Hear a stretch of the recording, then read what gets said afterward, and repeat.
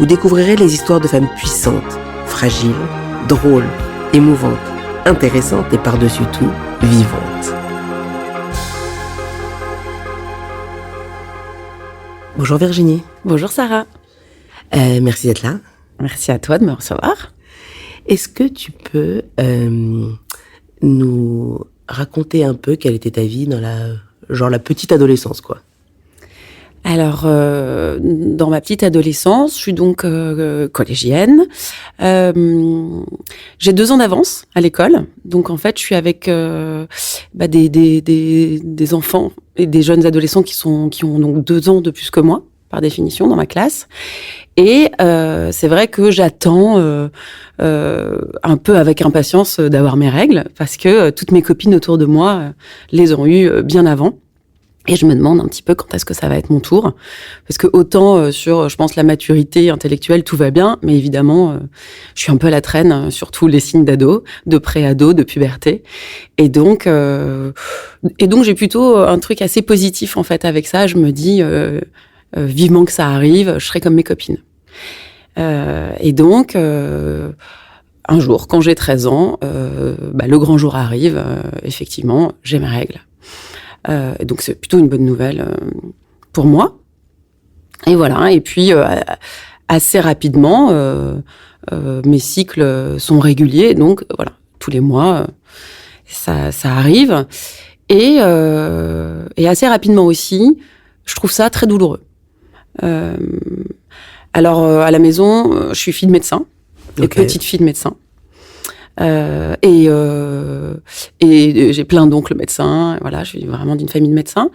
Et donc, moi, j'ai jamais entendu dire autour de moi, enfin, en tout cas, j'ai jamais entendu dire à la maison, et particulièrement dans la bouche de mon père, parce que c'est avec lui que je parle de santé, qu'on souffre, que c'est normal de souffrir quand on a ses règles. En revanche, c'est une idée que j'ai complètement intégrée. Je sais pas vraiment comment, mais je pense que, voilà, c'est... Les copines, ce que véhicule vraiment la société. Pour moi, c'est normal. Donc, au départ, c'est même pas quelque chose dont je parle et sur lequel je communique. Je trouve que c'est très douloureux. Il y a des signes particuliers, mais évidemment, j'ai aucune idée que ce sont des signes particuliers. J'ai mal au ventre, mais j'ai aussi très mal au dos. J'ai très mal au ventre et donc j'ai des grosses diarrhées par moment. Et c'est tellement douloureux que je peux perdre connaissance. C'est-à-dire que c'est toujours en plus des situations assez gênantes, mais je vais aux toilettes et en allant aux toilettes, ce moment est tellement affreux, tellement dur à vivre que je me mets à avoir des sueurs et à me sentir mal. Voilà. Donc je pense que je mets un peu de temps à me dire que quand même c'est un peu trop fort pour être normal. Donc il doit se passer 1 an ou 2 quand même. Et je finis par en parler. Je finis par dire quand même, et puis de toute façon, mon entourage s'en rend compte. Parce que j'ai vraiment du mal à sortir du lit quand j'ai mes règles. J'ai des règles très abondantes et très longues. Mais ça, au moment de l'adolescence, ça peut être assez classique. Mais en tout cas, j'ai mal partout. À l'époque, je fais de l'équitation. Ça m'empêche d'aller au cheval. C'est quand même assez handicapant. Et donc, je commence à en parler, mais comme il s'est passé quelque temps, ça coïncide aussi avec le début de ma vie sexuelle. Et moi, j'ai entendu que parfois, quand on va chez le gynéco et qu'on dit qu'on a mal au ventre, on nous prescrit la pilule. Et moi, ça m'arrangerait bien, en fait. T'as quel âge là, alors? Là, j'ai 15 ans. Ok. Ça m'arrangerait bien parce que j'ai un petit copain régulier et que, pour le coup, je suis assez au courant de comment on tombe enceinte. J'ai pas du tout envie que ça m'arrive. Et donc, j'ai envie de prendre les devants et je me dis, d'une pierre deux coups, je vais vraiment insister. Ça va déclencher une visite chez le gynéco parce que chez moi, on prend soin de moi quand même. Et puis, je vais parler de mes histoires de douleur et je suis à peu près sûre qu'on va me filer la pilule. Et c'est exactement ce qui se passe. Je me souviens pas très bien de ce rendez-vous chez le médecin, mais je me souviens que c'est un peu une formalité, que cette histoire de douleur, de diarrhée passe un peu à la trappe. Alors, pour être honnête, je suis pas sûre que je le raconte très bien, parce que moi j'ai un objectif, donc je veux dire que j'ai un peu, je veux pas forcément qu'on me pose plus de questions, et je suis pas très à l'aise sur le sujet. Raconter que j'ai des diarrhées quand je vais aux toilettes et tout, voilà, je suis un peu gênée, quoi. T'as 15 ans, quoi. J'ai 15 ans. Et j'ai pas tellement envie de m'appesantir là-dessus. Et donc, je repars avec ma pilule. Et... Ça va mieux? Alors, ça va un peu mieux, mais assez vite, ça déconne. C'est-à-dire que là, je rentre dans un cycle où je change en permanence de pilule. Je suis tous les 3 mois chez le gynéco. Alors, on essaye, on me dit non, mais il faut quand même attendre 6 mois. Et je me souviens que on monte un peu en dose, quoi. C'est-à-dire qu'au début, je commence par les petites pilules mini-dosées. Alors, à l'époque, c'est pas mini-dosé comme aujourd'hui, mais c'est quand même les petits trucs légers d'ado. Et puis qu'en fait, on monte d'un cran parce que je dis que j'ai mal, parce que j'ai des saignements intempestifs, parce que j'ai toujours des règles très abondantes et que c'est un peu bizarre quand même sous pilule. Ça déconne, quoi. Ça déconne. Mais encore une fois, je veux tellement qu'on me laisse sous pilule. Je pense que quand même, je dis pas tout. Enfin, ouais. Voilà. J'ai envie un peu qu'on me foute la paix avec certains sujets. J'ai envie de repartir avec une pilule. J'ai surtout pas envie qu'on me dise non, attends, on va arrêter, on va voir ce qui se passe. Donc voilà, bon an, mal an, il se passe plusieurs années comme ça. Je pense que j'essaye 5-6 pilules différentes. Et puis bah, ça va toujours pas. Et autour de l'âge de 20 ans, peut-être 18-20 ans, là, je suis étudiante à Bordeaux, à Sciences Po. Et donc, je me retrouve dans une ville où je connais personne, où j'ai pas de médecin. Et donc, je sais pas trop vers qui me tourner. Et puis, comme j'ai un grand-père médecin, mais qui n'est pas gynéco, il me dit, bah tiens, tu devrais aller voir tel gynéco. Je le connais bien, puisque en l'occurrence, c'est celui qui a accouché ta mère de toi. C'est lui qui l'a fait naître.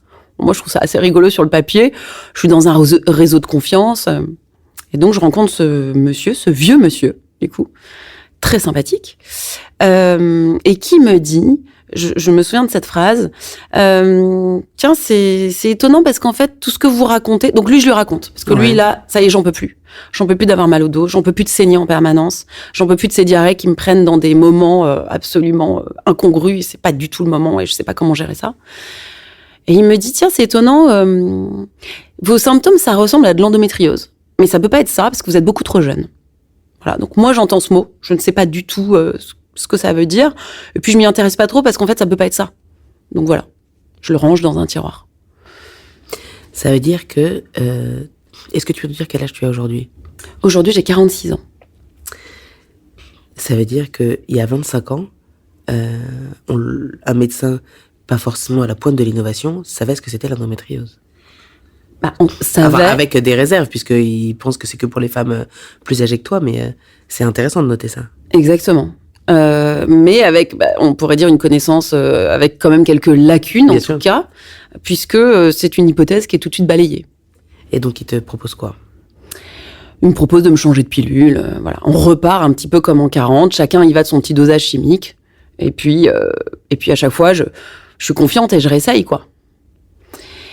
Et voilà, et tout ça, ça traîne, c'est à peu près ce parcours jusqu'à l'âge de 29 ans. Okay. Entre-temps, j'ai rencontré Thomas.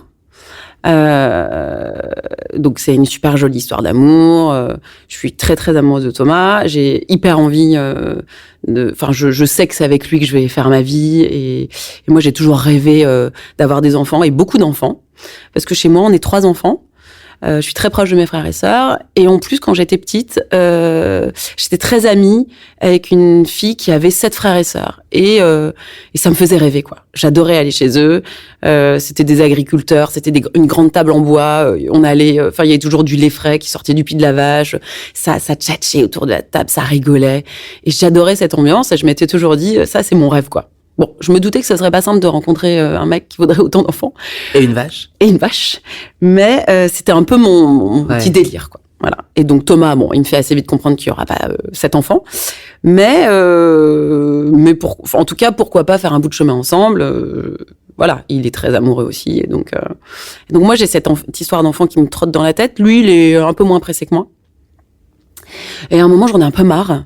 Donc à 29 ans, je me dis, cette pilule, c'est une cata, en fait, depuis des années. On trouve pas la solution. Je suis une fille qui fait quand même assez attention à ce que je mange, à l'activité physique. Voilà, j'ai été sensibilisée très jeune à la question. J'ai un papa qui a toujours fait très attention à notre alimentation et tout. Et je suis un peu emmerdée, en fait, avec cette pilule que je prends des années. J'ai conscience que ça fait longtemps. Ça me plaît pas trop, en fait. Et je me dis, je vais l'arrêter. Parce que de toute façon, ça me fait pas de bien. Ça résout pas mes problèmes.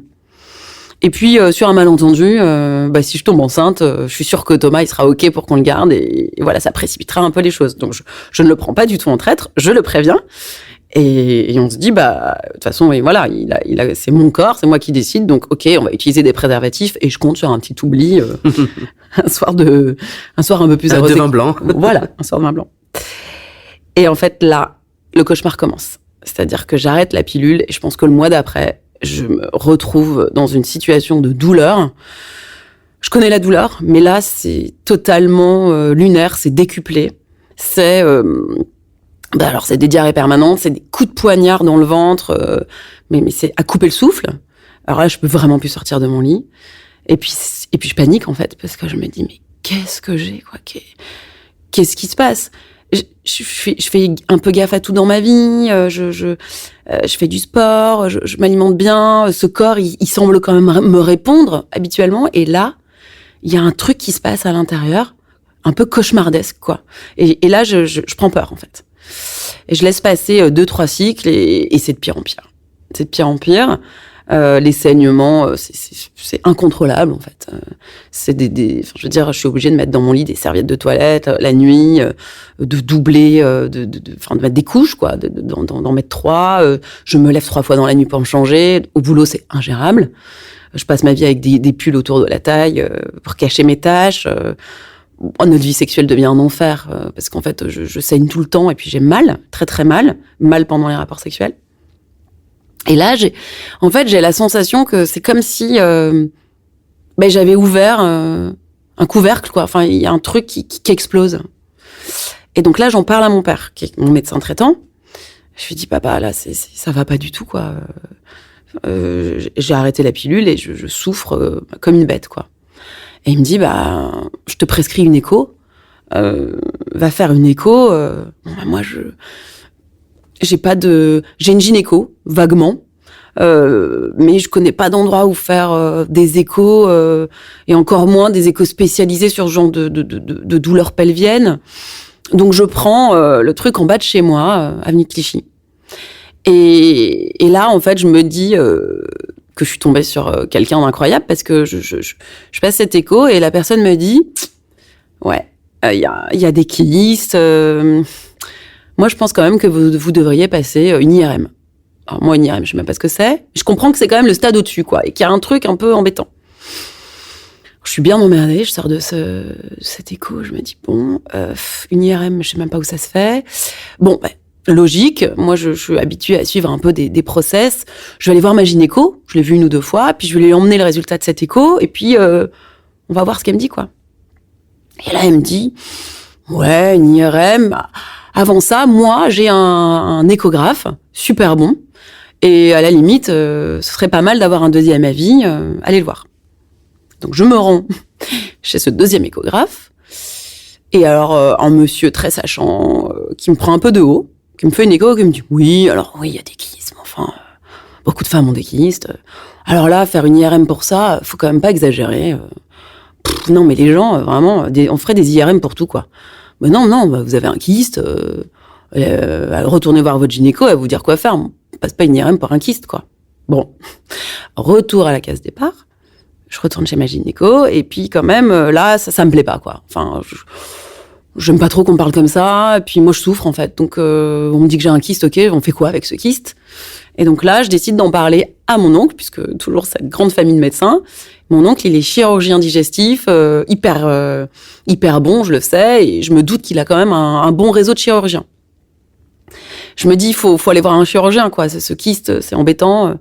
Et il me dit, écoute, va voir tel chirurgien, parce que, voilà, moi, j'ai totalement confiance en lui. Si quelqu'un devait aujourd'hui opérer ma femme, c'est à lui que je l'adresse. Confiance absolue. Confiance absolue. Et puis, encore une fois, moi, je connais personne, donc ça me va bien comme reco, quoi. Je me dis, ok, allons-y. Je prends rendez-vous avec ce monsieur, formidable monsieur, qui me dit, effectivement, il y a un gros kyste. Il me dit rien de plus. Il me dit, on va faire une célioscopie. Donc il m'explique très bien ce qui va se passer. Comme ça, je vais un petit peu voir ce qui se passe. Et puis on avisera après. Moi, je suis hyper rassurée parce que j'ai l'impression que enfin, je suis prise en main. Et puis chaque problème a une solution, quoi. Donc ok, très bien, on part pour la Cellio. Alors moi, j'ai jamais été opérée jusque-là. Ça me passionne pas, quoi. Les hôpitaux, je suis pas très... Donc, je demande à Thomas de dormir avec moi. Il faut que je sois hospitalisée la veille. Donc, j'ai pas du tout envie de dormir seule. Je me dis, les infirmières, elles ont dit, elle a 29 ans, elle fait une petite célioscopie, ça commence bien, elle. Donc, il dort à côté de moi. Il comprend pas vraiment pourquoi je lui demande ça, mais bon. Voilà. Et puis, je fais cette célioscopie. Et alors, le réveil, il est gravé en moi comme si c'était hier. Je suis de retour dans ma chambre et puis le chirurgien vient me voir et il me pose la main sur le bras. J'ai toujours du mal à le raconter parce que c'est un moment hyper fort, quoi, pour moi. Il me met la main sur le bras et il me dit en fait, vous avez une endométriose sévère, mais qu'est-ce que vous avez dû souffrir, quoi. Mais maintenant, je suis là et on va régler ça. Et en fait, moi, je me dis, mais... Putain, mais... J'avais vraiment un truc. Et il y a quelqu'un qui me dit, mais quel enfer, cette douleur. Donc, en fait, non seulement j'ai quelque chose, mais cette douleur, je l'ai pas fantasmée. Je l'ai pas exagérée. Ça a l'air d'être vraiment, aux yeux des autres aussi, quelque chose de très fort. Et donc, cette reconnaissance... Ces yeux plantés dans les miens, mais c'est un moment hyper fort pour moi parce que je comprends que je vais plus toute seule, en fait. Et à ce moment-là, j'entends ce mot d'endométriose, donc ça me rappelle quelque chose. Mais il me dit pas grand-chose de plus. Il me dit juste, c'est un stade très élevé. Rentrez chez vous, reposez-vous, puis on se fait un petit rendez-vous dans une semaine. Et on parle de tout ça. Parce qu'en fait, lors de notre premier rendez-vous, je lui ai expliqué que moi, j'avais très envie d'avoir un enfant. Et donc, il sait que moi, mon objectif, c'est ça. Donc, quand il me dit, on va se revoir la semaine prochaine, c'est pour parler de toutes ces options. Voilà. Donc, finalement, là, je suis hyper soulagée, hyper reconnaissante. Et puis j'ai l'impression que voilà, j'ai un coéquipier pour la vie, quoi, que j'ai quelqu'un qui va me prendre par la main. Je suis en toute confiance. En plus, il a trouvé ce que j'avais. Voilà, je suis confiante, quoi. Donc je rentre chez moi. Et puis là, en fait, c'est le deuxième effet qui se coule parce que je rentre chez moi, puis quand même, j'en parle un peu. J'en parle à mon père qui est médecin et qui me dit ah ouais, endométriose, stade 4, d'accord. Ok, je sens un peu la réserve, je sens que ça inquiète les gens autour de moi. Mon oncle, donc le chirurgien, me dit un truc aussi qui m'a vachement marqué. J'ai trouvé ça tellement mignon. Je sais pas si c'était vrai, mais il me dit, j'étais très très mince à l'époque. Il me dit, mais en fait c'est pour ça que t'étais si mince, quoi. C'est que en fait tu devais tout brûler, tu devais être tellement mal que en fait tu devais pas vraiment bien assimiler les choses. Il y a une espèce de branle-bas de combat en fait autour de moi. Je sens une fébrilité, en fait. Et je sens que, ouais, c'est pas hyper cool, en fait, ce qui m'arrive. J'ai beau savoir maintenant à qui j'ai affaire. Ça a l'air un peu, cette personne-là à qui j'ai affaire, ça a l'air assez costaud, quand même. Et donc, je me renseigne. C'est marrant, tu dis cette personne? Ouais. Ouais, parce que, en fait, c'est, à partir de là, je me retrouve avec, une espèce ouais, comme une vieille copine, pas vraiment une copine, quoi, hein, mais, espèce de personne très collante, très envahissante, avec qui je vais devoir composer. Et ça va... Là, j'entre dans une danse, en fait, avec cette maladie. Et c'est vraiment, pour moi, c'est comme un pas de deux, quoi. C'est-à-dire que à chaque fois que je la mets de côté, elle revient comme un boomerang. Donc, en fait, c'est pas la bonne attitude. Et donc, je comprends que j'ai affaire à... Ouais, j'ai l'impression à quelqu'un et qu'on est entre la danse et le combat, quoi. Et que va falloir que je m'arme parce que en face de moi, il y a du lourd. Et donc, je me renseigne et je fais évidemment cette bêtise que beaucoup de gens font. Je vais sur Internet et je tape endométriose stade 4 et enfant, parce que moi, je suis obsédée par ça. Enfin, obsédée. En tout cas, c'est mon sujet, c'est mon point, quoi. Donc, Tu as quel âge, là ? Donc là, j'ai 29 ans. Ok. Entre-temps, Thomas m'a demandé en mariage. Donc, je sais que je vais me marier dans quelques mois. Et donc, je vais regarder sur Internet. Et là, c'est l'horreur, quoi. C'est-à-dire qu'en fait, je découvre... Donc, ce que j'ai compris au réveil, c'est que mon endométriose, elle se porte particulièrement sur le système les ovaires et le système digestif. Ce qui explique ces diarrhées affreuses, ces douleurs pelviennes très fortes, notamment. Et que... donc, je regarde, puisque stade 4, ça ne veut pas dire grand-chose. Je comprends qu'il y a toutes sortes d'endométriose et que stade 4... Et que stade 4, ce n'est pas forcément, ça n'atteint pas forcément que les intestins, ça peut être ailleurs chez d'autres personnes. Mais en tout cas, je comprends que dans mon cas, les filles qui sont passées par là, il n'y a pas beaucoup de solutions, et notamment, il y a une solution qui est l'opération, et que l'opération, elle emmène assez rapidement à une stomie, donc une poche reliée à l'intestin, qui peut être provisoire, mais aussi définitive. C'est-à-dire qu'en fait, tu n'as plus de sphincter, tu n'as plus d'anus, ton intestin, en fait, il y a une ouverture dans ton ventre qui relie ton intestin. Il y a une ouverture dans ton ventre qui relie cet intestin à une poche. Et en fait, tu fais tes besoins dans cette poche sans te contrôler en plus. Donc, à des moments totalement impromptus. Enfin, en tout cas, pas quand tu l'as choisi.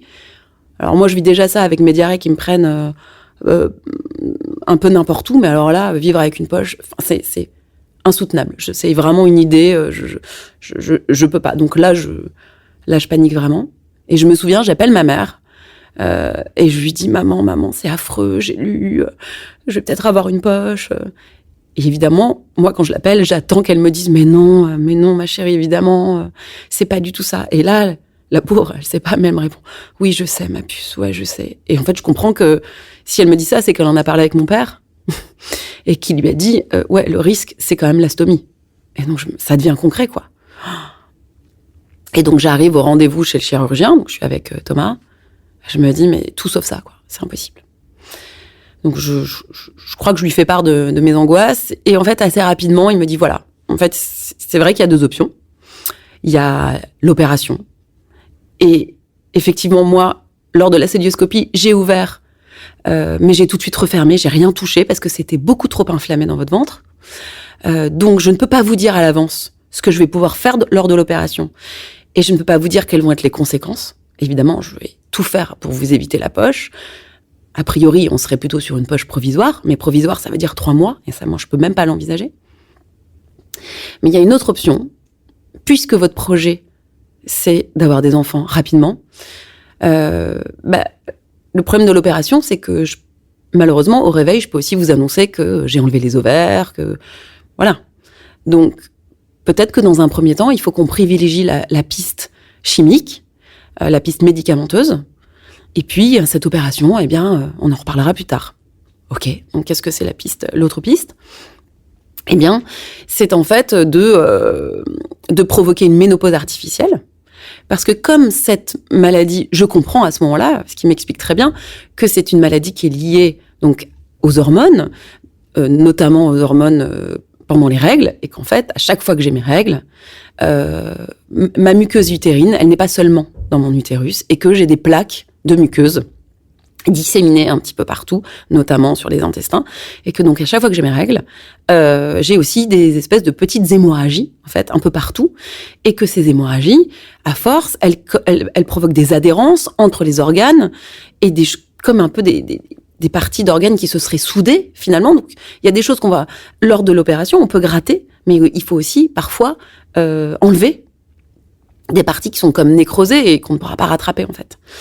Voilà. Et donc, l'idée de la piste médicamenteuse, c'est de stopper les règles, d'où cette ménopause artificielle, parce que, eh bien, pas de saignement, pas de progression, en tout cas de la maladie, et même un assèchement, en fait, de la maladie.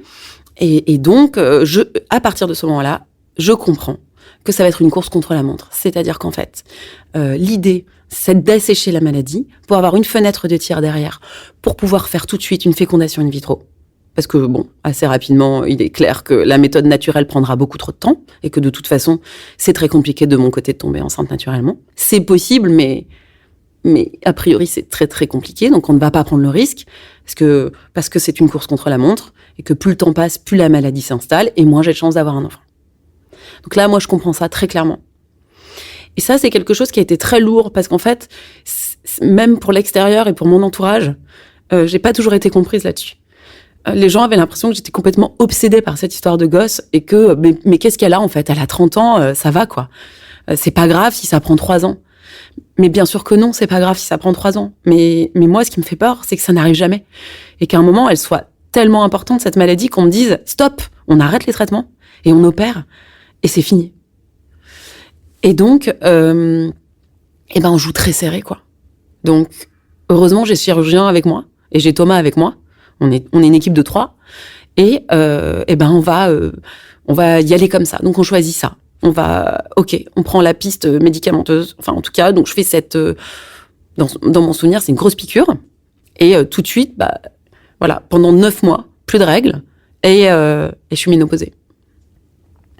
Donc là c'est assez drôle parce que je pense que pour plein de nanas être ménopausée à 29-30 ans, ce serait improbable et pas du tout souhaité, mais en fait, moi, c'est le rêve, quoi.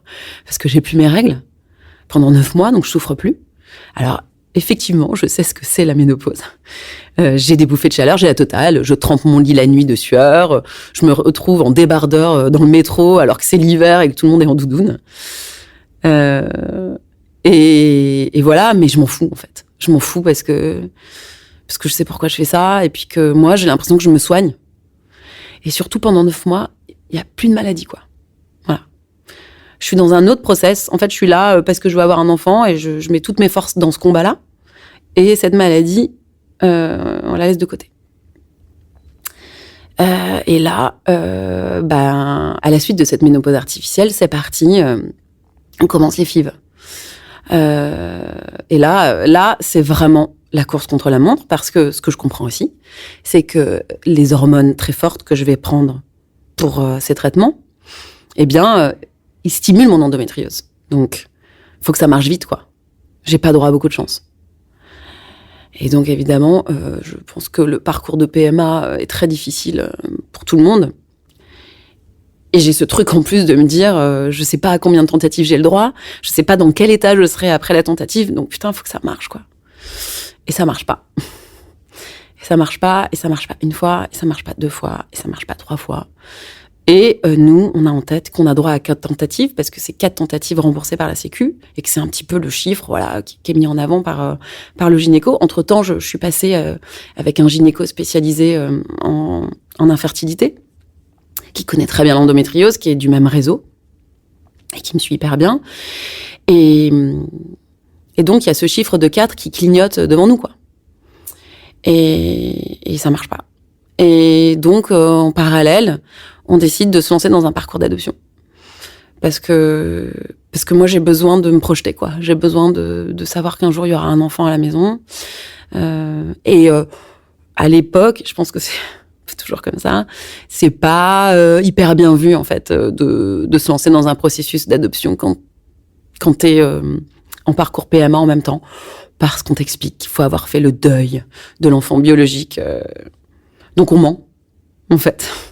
Et ça nous fait vachement de bien. Ça nous allège parce qu'on a un autre projet à côté et qu'on n'est plus dans les traitements, dans les piqûres, dans la sexualité complètement régie, en fait, par ces FIV, parce que finalement,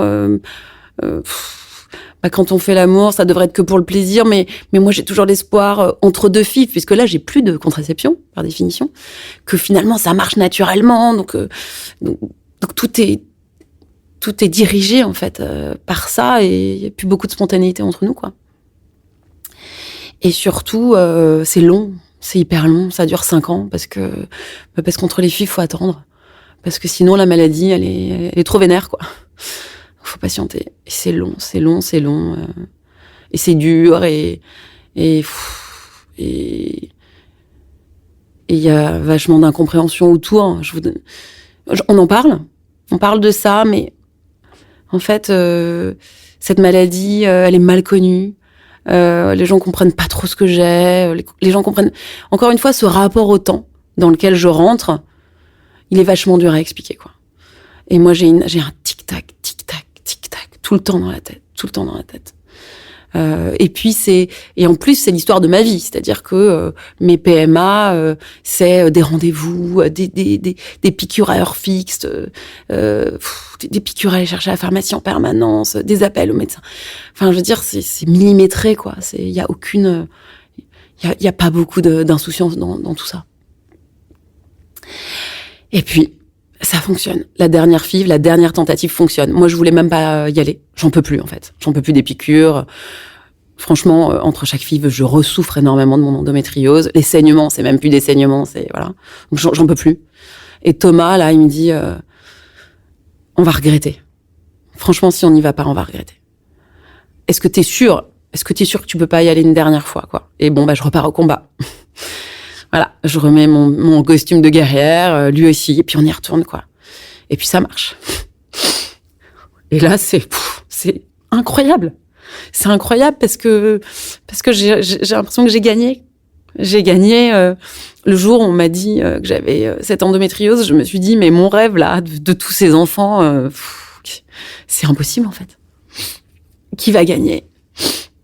Et puis là, je gagne, quoi. Je suis enceinte. Alors, c'est une grossesse hyper particulière, parce qu'on est totalement stressé, parce qu'on a mis 5 ans, en fait, pour que je tombe enceinte, et si ça marche pas, comment? Enfin, ça paraît vertigineux, quoi. On peut même pas imaginer que ça puisse arrêter. Et en fait, je pense qu'on est ultra sensibilisé à tout ce qui peut arriver, parce que depuis 5 ans, on entend des tas d'histoires, et donc on est tout sauf serein. Et je suis sûre qu'il y a un lien, mais on a refait le compte. On est allé 11 fois aux urgences les 3 premiers mois. J'ai des saignements en permanence. Et moi, le saignement, c'est un truc dans ma vie, quoi. C'est baisser ma culotte et voir un saignement, c'est mon quotidien. Et pas pendant ma grossesse, quoi. C'est pas possible, en fait. C'est comme un rappel de cette vieille copine collante. Mais putain, mais encore toi, quoi. Enfin, qu'est-ce que c'est? Pas toi. Et donc, on va 11 fois aux urgences. À chaque fois, tout va bien. Mais à chaque fois, c'est un branle-bas de combat. Thomas, il est devenu complètement toqué. Il met les mêmes chaussures. Il commande sa bouteille au même distributeur dans l'hôpital où on va en bas de chez nous à chaque fois. Parce qu'il se dit, voilà, si je respecte tout dans l'ordre, c'est que ça ira encore cette fois. Et voilà. Et donc, on fait tout ce que le médecin nous dit. Pareil, ça. Je me souviens, on a un week-end de prévu avec des copains à Stockholm. Et on lui dit, on peut y aller. Et il nous dit, franchement, moi, je parle pas suédois. Le médecin nous dit, Stockholm, vous pourriez y aller toute votre vie. Enfin, à plein d'autres moments. Moi, je suis pas hyper chaud, quoi. La grossesse se passe bien, c'est pas le sujet, mais on peut reporter Stockholm. Et voilà. Et encore une fois, je pense que tout le monde se dit, mais ils sont complètement cinglés, quoi. Enfin, ils annulent 2 heures d'avion. Mais nous, on fait tout ce qu'on nous dit, quoi. Et voilà. Et ce qui est amusant, c'est que le jour de l'accouchement, on m'avait parlé de ces contractions ultra douloureuses et tout. Mais en fait, je trouve pas ça douloureux spécialement. Alors, j'ai sûrement beaucoup de chance. Je pense que, voilà, on n'a pas toutes les mêmes accouchements, mais honnêtement... Non, mais tu dois être tellement dur au mal, tu dois être tellement habitué à résister à la douleur que sur l'échelle de ce que tu subis depuis 20 ans... Et puis cette douleur, je la connais, parce que c'est exactement ça, en fait. Ah oui? Ouais. En fait, les spasmes, quand je suis vraiment mal d'endométriose, ce sont des contractions. C'est exactement la douleur des contractions. Donc, je pense que déjà, j'ai pas la surprise, en fait, comme beaucoup de femmes. Je connais cette douleur, et je sais respirer, et je sais la gérer, en fait. Enfin, je sais. Je sais pas toujours, mais en tout cas, je sais ce qu'il faut faire. Donc, franchement, j'avoue que cet accouchement, c'est une promenade de santé, quoi. Enfin, ça se passe hyper bien et la souffrance, elle est mise de côté. Et donc voilà, ça y est, quoi. On y est, Marguerite née. C'est tout, quoi. C'est-à-dire que c'est évidemment la rencontre de quelqu'un qu'on a attendu tellement longtemps. C'est la victoire aussi. C'est c'est un pied de nez à tout ce parcours, à cette maladie qui était censée... Parce que moi, quand j'ai lu les témoignages, j'en ai pas trouvé beaucoup de positifs, quoi. Et j'ai pas trouvé beaucoup d'histoires de maternité positive. Donc je suis... Voilà, c'est incroyable ce qui nous arrive. Mais on m'a toujours dit, tu verras, quand ton enfant sera là, tu oublieras. Tu oublieras toute cette douleur, tout ce parcours. Moi, j'ai rien oublié. J'ai rien oublié, quoi. Je veux dire, ces 5 ans d'attente de Marguerite, ils sont gravés sous ma peau. C'est la période la plus dure de ma vie. Voilà, non, j'oublierai jamais. Mais en tout cas, là, on a notre petite fille et on savoure notre chance, parce que là, on se sent extrêmement chanceux. Et puis assez rapidement, on se dit que faut retourner au combat, parce que la copine collante, là, on sait très bien qu'elle est toujours dans le coin. Alors moi, on m'avait expliqué que j'avais entendu dire que la grossesse, c'était un super traitement de l'endométriose. Donc je suis assez confiante et je me dis, profitons de cette fenêtre de tir. Finalement, moi je me dis, c'est un peu comme ces ménopauses artificielles, cette grossesse. Donc sûrement qu'après la grossesse, l'endométriose, elle est bien calme et donc on va pas attendre pour retourner faire des FIV, parce que moi j'ai mon projet de grande famille. Et en tout cas, ce qui est sûr, c'est que j'ai vraiment très envie d'avoir un deuxième enfant. Et je me dis que si on y arrive, c'est une énorme chance, mais j'ai envie de le tenter. Et donc on y retourne. Et puis là, je fais peut-être 9 mois après la naissance de Marguerite, je fais mon petit rendez-vous très confiante en me disant je vais repartir avec mes petites ordonnances. Et mon gynéco me dit oui, enfin avant on va quand même faire une IRM pour voir où en est la copine collante, l'endométriose. Ah bon, moi j'y vais hyper confiante. Et là, je tombe sur une radiologue qui me dit vraiment hyper alarmiste et puis qui prend pas de gants et qui me dit donc elle me reçoit après l'IRM. Alors l'IRM, c'est vraiment, je pense que toutes les filles qui ont de l'endométriose connaissent cet examen pelvien. Pour moi, c'est vraiment l'examen le plus angoissant qui existe, quoi. C'est alors déjà, ça dépend des machines, mais on peut quand même aller jusque. Je peux même pas imaginer l'IRM du cerveau, mais en général, on rentre un peu la moitié de la tête dans la machine, et surtout, ça fait un boucan assourdissant autour de toi. Et en plus, on te demande de pas respirer pour que les clichés soient clairs. Et donc, c'est déjà extrêmement angoissant. Mais alors, en plus, si tu peux pas respirer, et puis, t'es de toute façon complètement stressé du petit entretien qui va avoir lieu après dans la petite cabine avec la radiologue. Donc, j'arrive hyper stressée après l'IRM. Et là, la radiologue ne prend aucun gant et me dit, mais comment ça, vous comptez reprendre les FIV? Mais enfin, mais c'est criminel de refaire une FIV dans un contexte pareil, ma petite dame. Mais vous en avez partout, en fait, de l'endométriose. Je dis, partout, enfin, moi, je sors d'une grossesse. Je sais pas, mais en tout cas, là, vraiment, faut faire quelque chose. Reparlez-en avec votre gynéco, mais là, c'est impossible, quoi. Parce que il faut absolument pas énerver la bête. En fait, c'est ça. Elle est là, elle est tapie dans l'ombre, quoi. Donc là, je suis désespérée.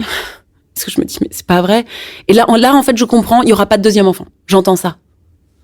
Et donc, de nouveau, je me dis, alors que c'est idiot, parce que j'ai Marguerite dans ma vie, et que j'ai un enfant, et que c'est déjà incroyable, je me dis, j'ai perdu. Voilà. En fait, j'avais gagné une bataille, mais j'ai perdu la guerre, quoi. Parce qu'il y aura pas de deuxième enfant. Et donc, le point final, c'est pas moi qui le mets. J'arrive chez mon gynéco, et heureusement, il est vraiment extraordinaire. Il me dit, mais non, pas du tout, ça va pas s'arrêter là. Mais on va faire quelque chose, effectivement, on va pas y retourner comme ça. Et donc, la solution, c'est toujours la même. C'est et moi, j'ai peur de l'opération, en plus. Je me dis, alors, non seulement il n'y a pas de deuxième enfant, et on va me reparler de cette satanée opération. Et il me dit, pas du tout, on va refaire une ménopause artificielle.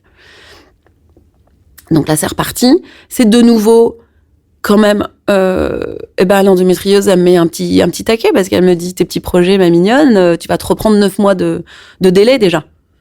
Donc ça recommence, cette histoire d'horloge. C'est pas quand je décide, en fait. C'est jamais quand je décide. Tu as quel âge, là ? Là, j'ai 35 ans. Et puis, on te parle de ces histoires de fertilité la fertilité qui décroît en fait.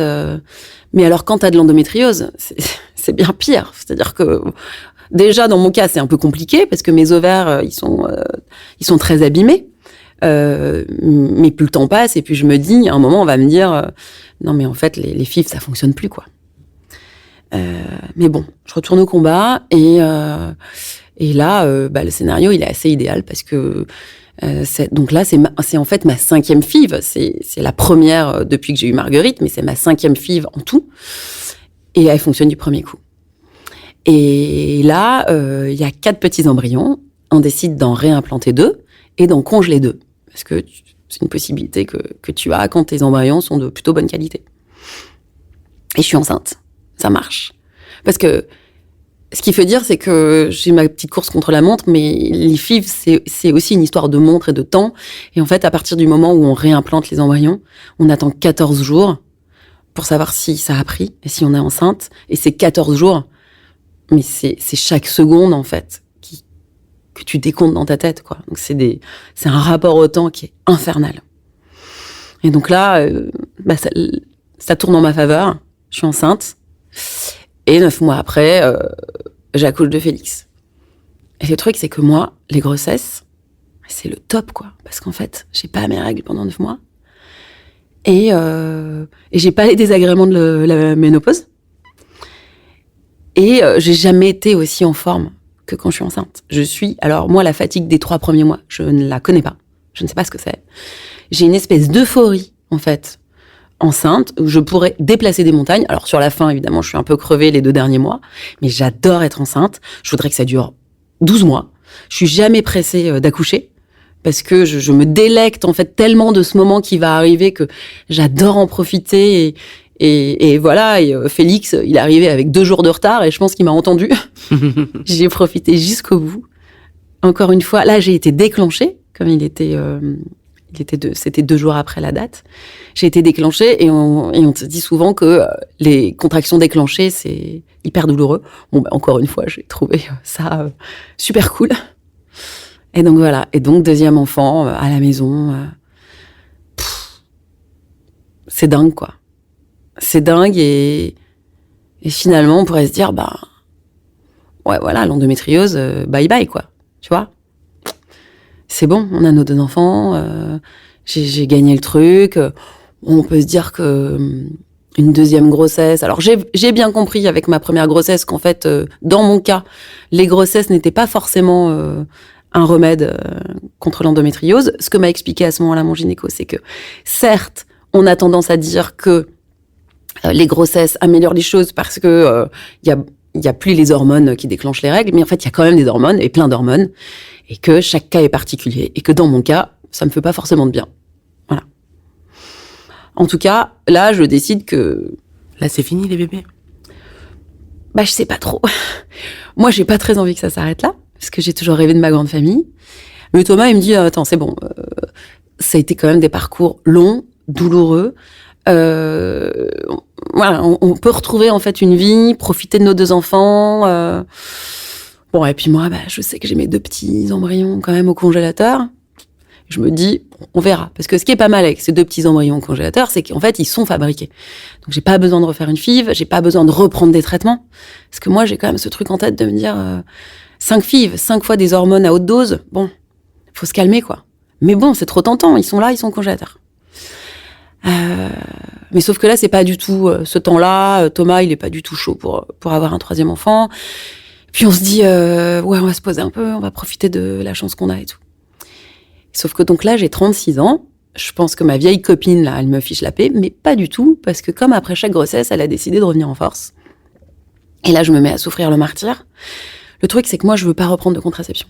Parce que j'espère, on ne sait jamais, tomber enceinte naturellement, à la faveur d'un malentendu et d'un oubli de ma copine. Et en fait, à chaque fois que, en fait, les douleurs se réinstallent instantanément, quoi. Et là, non seulement c'est hyper douloureux, mais en plus j'ai des nouveaux symptômes et des choses extrêmement désagréables et extrêmement paniquantes. C'est-à-dire que maintenant, quand je vais aux toilettes, quand j'ai mes règles, j'ai du sang dans les selles. Et je comprends très rapidement que ce ne sont pas des hémorroïdes, vu la quantité de sang, Puis de toute façon, j'ai pas d'hémorroïdes. Mais je comprends qu'en fait, c'est du sang de règle, quoi. Et là, je me dis, mais qu'est-ce qui se passe, quoi? Ça traverse en fait mes intestins. C'est-à-dire que j'ai du sang dans les intestins et que ça sort quand je vais aux toilettes. Mais comment? Mais c'est incontrôlable comme truc. Mais ça veut dire que je suis envahie, quoi. En fait, j'ai l'impression d'avoir une pieuvre dans le corps. Je me dis, mais il y en a partout, quoi. Et surtout, je crois que je mets même un peu de temps à prendre rendez-vous parce que j'ai hyper peur de ce qu'on va me dire. Bah là, je me dis, ok, c'est bon. Je vais passer sur le billard. Et c'est tout ce que je veux pas. Et puis, je veux qu'on me foute la paix, en fait. Je veux profiter de mes enfants. J'en peux plus, quoi. J'en peux plus. Et je veux plus souffrir. Et donc, je suis vachement partagée, mais je veux pas la stomie. Donc, je finis par prendre rendez-vous. Et en fait, mon médecin me rassure. Il me dit, ah ouais, je sais, c'est hyper désagréable et tout, mais ça veut pas dire que c'est grave. Et là, il va m'expliquer un truc hyper important. C'est qu'en fait, c'est pas parce que j'ai mal que mon endométriose, elle a progressé. Mais à l'inverse, c'est pas parce que j'ai pas mal qu'elle progresse pas. Et qu'en fait, c'est hyper sournois comme maladie. Et que, il faut qu'on contrôle, quoi, régulièrement. Donc là, on va refaire des contrôles. Entre-temps, on commence à beaucoup parler de cette maladie. Et je pense qu'il y a de plus en plus de médecins et de professionnels de la santé qui s'y sont formés. Donc, je ne suis plus obligée de passer systématiquement par la case des IRM. Mais là, mon médecin commence à m'adresser à des échographes qui sont spécialisés dans l'endométriose et qui sont capables, en fait, un bon échographe est capable de voir beaucoup de choses à l'échographie. Donc là, on se met à contrôler régulièrement l'endométriose. Et effectivement, je souffre énormément, mais elle n'a pas vraiment progressé. Donc, on n'en est pas du tout à l'opération. Mais par contre, je fais quoi, moi, en fait? Comment je me soulage? Parce que je veux pas reprendre de pilules. Donc, je me bourre de médoc. En fait, là... La drogue. Là, c'est la drogue. Et là, en fait, c'est toute une stratégie. C'est-à-dire que j'ai des symptômes très forts avant d'avoir mes règles. C'est-à-dire que je commence à avoir très mal 2 jours avant. J'ai très mal au dos. Je suis épuisée. Je commence à avoir des désordres digestifs et tout. Donc là, je sais que ça arrive. Donc là, je me bourre de médoc en amont. Ça, j'ai compris que c'était la solution. Si je me rate sur le début, là, c'est fichu. Au milieu des règles, ça va à peu près. Et sur la fin, ça recommence à être extrêmement douloureux. Bon, il faut savoir que moi, j'ai des règles qui durent entre 12 et 17 jours, quoi. Sympa. Voilà. Donc, donc c'est un enfer de douleur, de saignement. Mais bon, il n'y a pas d'opération prévue. Donc, de toute façon, faut serrer les dents, quoi. Faut serrer les dents. Et puis, moi, j'ai toujours quand même mon projet d'enfant qui me trotte dans la tête. Et surtout, j'ai toujours mon horloge qui trotte dans la tête. Et là, j'ai 38-39 ans. Et je me dis, bon, quand même... Moi, j'ai toujours ce rapport au temps hyper particulier qui fait que j'ai toujours calculé quel âge j'aurais quand mes enfants auraient tel âge. Ce que je t'ai pas dit, c'est que moi, mes parents, ils m'ont eu à 20 ans. Et ma grand-mère, elle a eu ma mère à 25 ans. Et mon arrière-grand-mère, elle a eu ma grand-mère à 20 ans. Et donc, moi, j'ai toujours mes grands-parents, par exemple. Enfin, et donc, moi, c'était sûr que j'allais avoir des enfants à 20 ans, en fait. Et parfois, je me dis, mais en fait, quand ma mère, elle avait 37 ans, moi, j'avais 17 ans. Et ça me peine énormément, en fait. Parce que j'ai adoré avoir des parents jeunes. Et c'est un truc que j'ai du mal à me sortir de la tête. Et donc, voilà, je passe mon temps à faire des petits calculs. Et donc, 38 ans, je me dis, là, il faut remettre le sujet sur le tapis. Et Thomas, il se prend au jeu et à ce moment-là, il est sur le point de changer de boulot et il me dit un peu comme ça, en rigolant, attends, tu sais quoi, s'il change de boulot, on retourne, on va chercher nos embryons et si on a de la chance, il supporte la décongélation. Parce qu'à ce moment-là, la décongélation, c'est pas encore au top. Je sais qu'aujourd'hui, il y a des énormes progrès là-dessus. Donc, il y a quand même un risque que les embryons ne se réveillent pas. Et puis, voilà, on tente le truc, quoi. Bon, là, j'ai un petit coup de...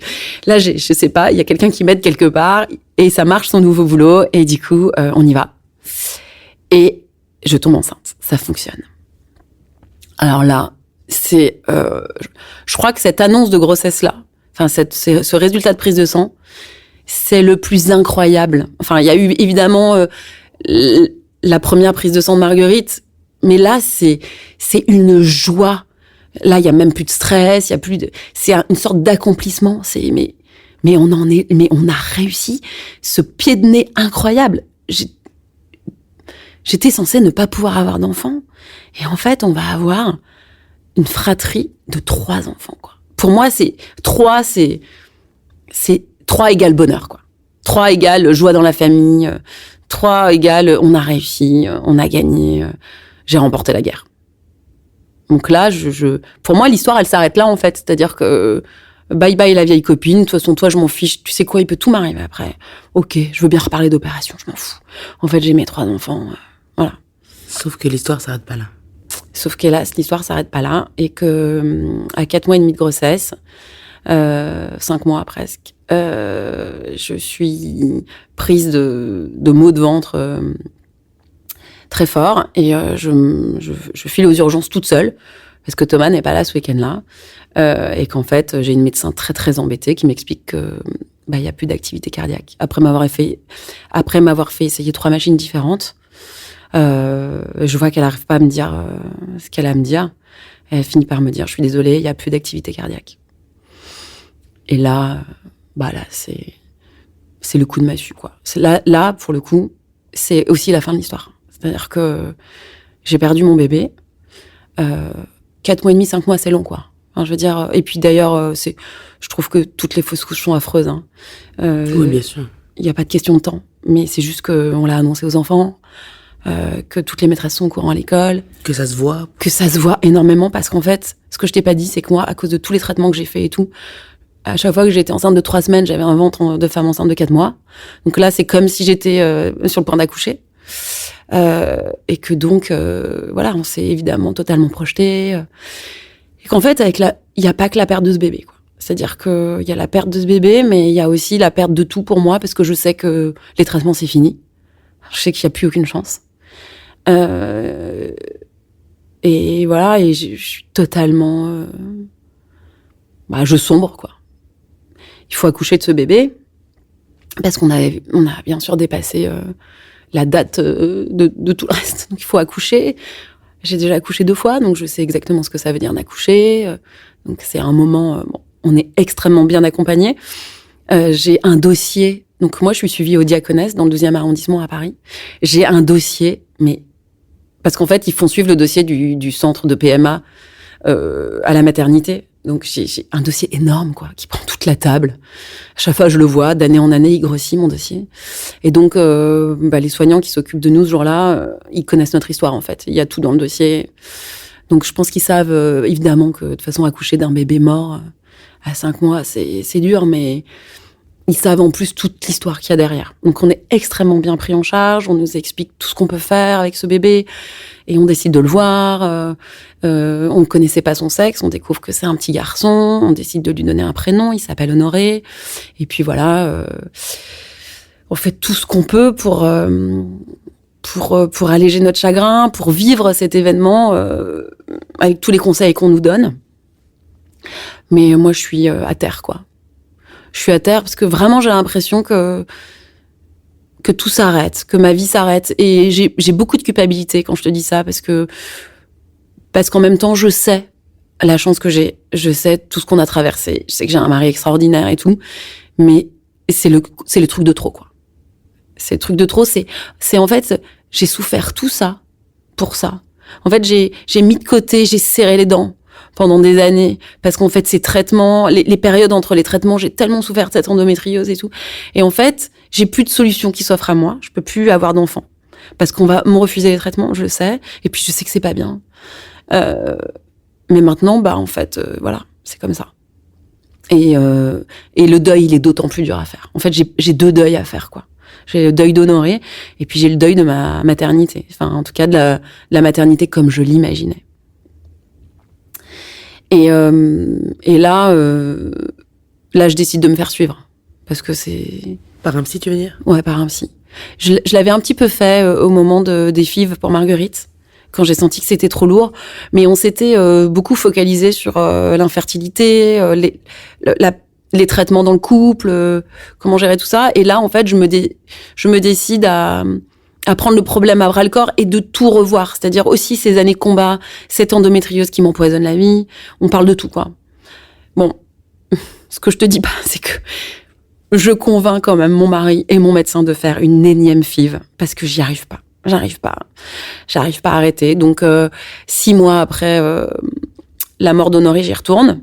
Et là, c'est une catastrophe. C'est-à-dire qu'il n'y a plus rien qui répond. Je pense que mon corps, il en peut plus. Tu as quel âge, là? Là, j'ai presque 40 ans. Là, mon corps, il en peut plus. Et il dit stop, quoi. Donc, le traitement ne donne rien. Je me souviens d'une échographie. Je peux pas aller chez mon médecin habituel parce qu'il est en vacances, où l'échographe me dit, mais enfin, vous allez quand même pas aller à la FIV avec ces deux... Il y a 2 ovocytes de très mauvaise qualité. Ah bon, vous voulez voir? Si, j'irai à la ponction. Je le ferai. Là, je suis dans mon combat. Je vais au bout du truc, quoi. Mais peut-être que j'ai besoin de ça. Et bon, tout est une cata. Évidemment, il y a très peu d'ovocytes à la ponction. Ils meurent tous les uns après les autres au moment de la fécondation dans les tubes. Et puis, il reste un embryon de très mauvaise qualité. Mais bon, je veux qu'on me l'implante. Je m'acharne. Et puis, évidemment, je suis pas enceinte. Et 2 jours avant mes 40 ans, on se retrouve chez notre gynéco avec Thomas. Et là, c'est la grande décision, quoi. C'est-à-dire que moi, j'ai mon petit truc en tête. Je lui dis, voilà, docteur, ça fait 10 ans qu'on se connaît. Vous connaissez mon parcours, vous connaissez notre parcours et tout. Qu'est-ce qu'on fait, quoi? Est-ce qu'on arrête là? Et il est hyper délicat. Je me souviens de cette discussion, c'est hyper émouvant. Parce que il est là depuis le début et il fait tout, quoi, pour nous aider. Et je sens qu'il cherche ses mots parce qu'il sait combien le sujet... il est douloureux pour moi. Il sait, je pense, le combat dans lequel je suis depuis 10 ans. Et je pense qu'il sent que si ça s'arrête, ça va être dur, quoi. Mais il est aussi là parce que pour me dire les choses. Et en plus, moi, je lui demande de me dire les choses. Et voilà, il est hyper doux, hyper délicat. Et il me dit, voilà, ça fait 10 ans, vous avez 2 enfants en parfaite santé. Ouais, je pense que si vous me posez la question, je vous réponds, je pense qu'il faut s'arrêter. Mais la décision, c'est vous. Mais moi, je pense qu'il faut s'arrêter. Et Thomas, il est hyper d'accord avec ça. Et moi, je peux pas ne pas être d'accord, mais je suis déchirée à l'intérieur, quoi. Je suis effondrée parce que je me dis, mais j'ai 40 ans, c'est fini, quoi. Et en plus, ce que je t'ai pas dit, c'est qu'entre-temps, on a eu les résultats de l'autopsie d'Honoré. Et on sait que, en fait, il avait pas de rein. On l'a pas vu aux premières échos. Donc j'ai une explication, c'est une malformation très rare, ça arrive dans 0,4% des cas. Donc en fait, je sais que il y a pas de contre-indication à retomber enceinte, quoi. Donc c'est aussi pour ça que j'y étais retournée. Voilà, donc là tout s'arrête, j'ai 40 ans et c'est fini. Et donc voilà, je commence ce travail psy avec une psychologue formidable qui a énormément d'empathie. Et voilà, j'avais vu plusieurs fois des psychologues avant et ça m'avait pas forcément aidé à ce point. Mais là, je sens que j'ai une maman en face de moi. Je sens que ça la touche profondément. Sans qu'elle me donne rien, évidemment, de sa vie privée, mais je suis vraiment au bon endroit, quoi, pour déposer tout ça. Et en fait, j'ai tellement de trucs à déposer, quoi. La souffrance physique, le rapport à ce corps qui dans l'absolu, semble, en bonne santé, me porte bien depuis toujours. Et pourtant, à l'intérieur, j'ai ce truc, quoi. Et c'est quoi ce truc? Et à qui j'ai affaire? Et comment je deal, en fait? Avec cette personne maintenant, moi je me retrouve en face de ma vieille copine d'endométriose, en fait. J'avais essayé de la repousser, et en fait je me retrouve qu'avec elle. Il n'y a plus de projet de bébé, et il y a que la souffrance. Je suis loin de la ménopause, parce que moi en fait je l'attends cette ménopause, parce que au moins ça va s'arrêter. Et donc comment je gère toutes ces années? Et donc ce travail m'aide énormément à prendre du recul. Voilà, à me poser les bonnes questions, en fait, à me reconfronter à cette maladie que j'ai voulu mettre de côté. Et là, je rentre dans quelque chose de plus positif, en fait. C'est-à-dire que je comprends que c'est un peu... que j'ai aussi... qu'il faut que je reprenne le pouvoir. Entre-temps, vraiment, on s'est mis à beaucoup parler de cette maladie. Donc, j'ai aussi des ressources. Alors, pas grand-chose, mais j'ai compris quand même que c'était inflammatoire et que quand j'ai mes règles, eh bien, si je me retiens de picoler, que si je fais un peu de yoga juste avant d'avoir mes règles, que si je fais quand même attention à mon sommeil, enfin voilà, que si j'ai un rapport un peu sain à mon corps dans ces moments-là, ça m'aide énormément. Voilà, j'ai quand même des petits tips. Je fais beaucoup d'ostéo, franchement, elle me coûte très cher cette maladie. Mais c'est ce qui me soulage, en fait. Et donc, je peux le faire, donc je le fais. Mais je pense souvent, quand même, à toutes ces nanas qui n'ont pas toutes ces ressources que moi, j'ai pour se soulager, quoi. Et donc, à partir de là, je vais vraiment me confronter à cette maladie, sachant que je ne reprends pas de contraception, ce qui pourrait être quand même une forme de solution, parce que là aussi, ça a évolué. Et je sais qu'il y a des pilules qui sont adaptées aux filles qui ont de l'endométriose, en tout cas qui permettent de ne plus avoir leurs règles. Donc